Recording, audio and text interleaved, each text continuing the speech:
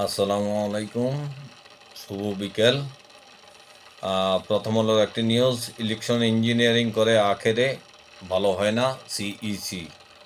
খবরে বলা হয়, প্রধান নির্বাচন কমিশনার এএমএম নাসিরউদ্দিন বলেছেন, ইতিহাস সাক্ষ্য দেয় ইলেকশন ইঞ্জিনিয়ারিং করে ভোট সন্ত্রাস করে আপাত দৃষ্টিতে যেতে যায়, কিন্তু আখের দেশের জন্য, দলের জন্য ভালো হয় না।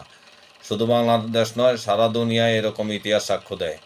আজ রোববার দুপুরে নির্বাচন ভবনে আয়োজিত এক আলোচনা সভায় সিইসি এসব কথা বলেন। জাতীয় ভোটার দিবস উপলক্ষে নির্বাচন কমিশন এই আলোচনা সভার আয়োজন করে। সবাই নির্বাচন জয়ী হতে ইলেকশন ইঞ্জিনিয়ারিং ও ভোট সন্ত্রাসের চেষ্টা বা উদ্যোগ না নেওয়ার আহ্বান জানান সিইসি। এই ছিল সিইসির বক্তব্য।